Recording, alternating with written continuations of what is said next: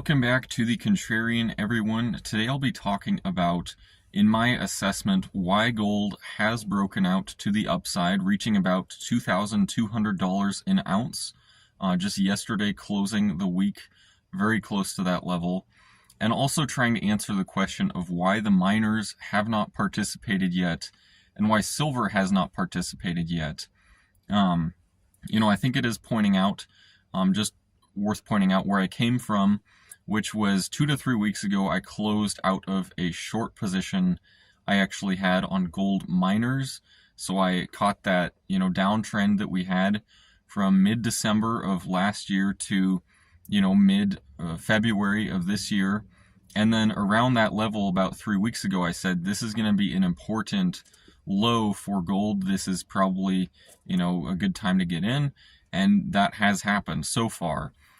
So I just want to say that I would say my own kind of way of analyzing gold has been improved in the last, few months. I would say prior to then, I was maybe being too much of an idealistic person when it came to looking at gold and why, one should be in gold, why gold looks bullish.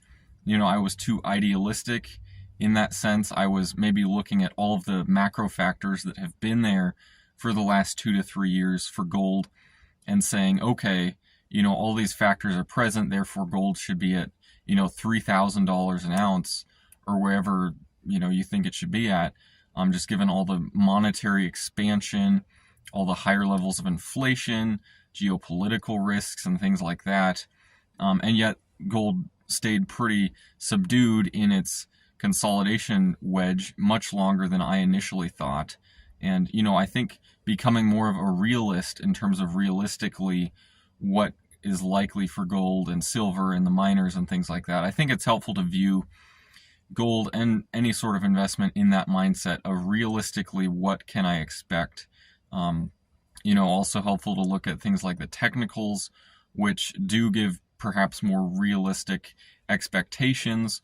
Whereas back in December, gold it seemed to be breaking through 2100, but then it pretty quickly reversed back down. And so that kind of signaled that, no, it kind of needed another retest, another shakeout in terms of sentiment.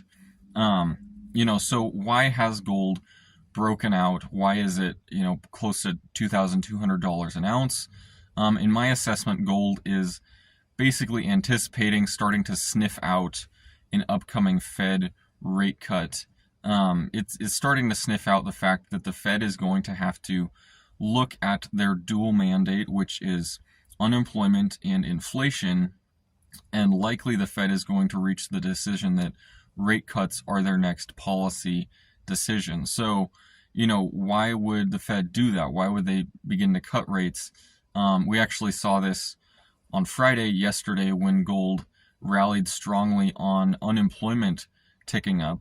That's gold responding to, the Fed being more likely to cut rates in response to unemployment rising, which is one of their two dual mandates. Inflation is their first priority.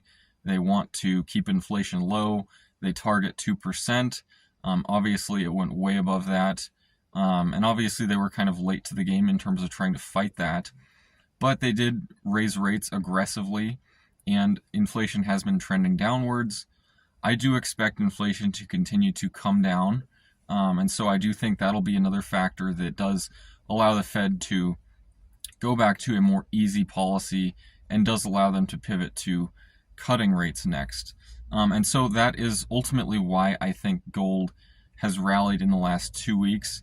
It's been a historic last 2 weeks for gold. There are some more well-known gold pundits out there. I'm not going to name names, but you probably know who they are. And the last 2 weeks, they've been kind of thrown off because the last 3 years, usually whenever gold has tested the 2100 area, it has corrected back down. And there were some pundits in the last 2 weeks who were kind of incorrect in that statement. And personally, what I see the gold market doing in the coming months is just continuing to rally. Looking at gold right now, it could retest its breakout level around $2,070. So I wouldn't be surprised to see gold correct 4 or 5% in the coming, week or month to retest that level, and that would reset sentiment a little bit. I think you could see the miners sell off a little bit in that kind of a shakeout as well, but I'm not banking on that. I'm not taking a short position there. That's just my own thinking. I kind of see that as trying to pick up pennies in front of a steamroller kind of analogy. Just not worth it. I don't see it as likely as back in mid-December. Gold could just keep rallying here, even though technicals like RSI and MACD and other things like that are seeming to be overbought. When you're actually in a breakout phase, things stay that way and they don't revert back, to retest levels as often. So I'm not, taking any sort of short position or anything on gold, staying completely long when it comes to gold and the miner complex. Looking at miners and silver, why they have not participated yet, I do think there's a bit of skepticism out there in the general market, probably in the precious metal sector as well. Skepticism of, is this actually the breakout we've been waiting for? Or, is gold going to be smashed back down? Is it going to, retest much under, $2,000 an ounce? I think there's a degree of skepticism in the markets, and while the miners have rallied some, it's nowhere near like what they typically perform like in these true breakouts that gold has had in the past. And if anything, miners tend to really almost lead gold when the precious metal does start breaking out. So, in the coming weeks, I think that will kind of decide whether we retest the breakout level, maybe even a little under that with gold. And in that case, the miners were correct in terms of anticipating that, not really believing the breakout in gold. But if gold continues marching higher, I actually would expect miners to really play catch up at that point, as well as silver. Silver is more of a industrial metal, but it is also a precious metal, and precious metal demand will dramatically go up for it if gold continues to break higher. Maybe a side note, maybe a side kind of factor in all this is the attention crypto's been having recently that might be kind of distracting some people from, seeing just the headlines day after day of record high gold prices when Bitcoin's also reaching record prices as well. So maybe that's factoring into it a little bit. I personally don't really see much of an overlap between crypto and gold. Yes, probably on the retail side, there's some money being pulled away from precious metals because of crypto. However, on the grand scheme of things, institutional buyers, they're really not going to crypto yet. That could change. But, just seeing overall, like the average crypto buyer seems to be more the speculative, really seeking the high return type of investor, not really the retiree or, the person who might typically get into precious metals, just because they don't, the precious metals typically don't rally as much. When they do, especially silver, they really do rally quite a bit. Silver's looking really beautiful in terms of potential returns on that, in my assessment. But, in terms of why gold really hasn't seemed to get that much attention, I think crypto could be pulling away from it to a certain extent.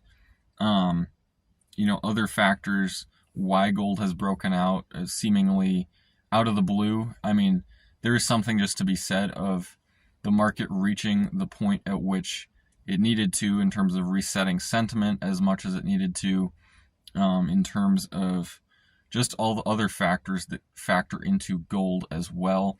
So there's the rate cuts, the expectation of rate cuts that I see as kind of most likely, but there's also the dollar selling off a little bit in the last 2 to 3 weeks.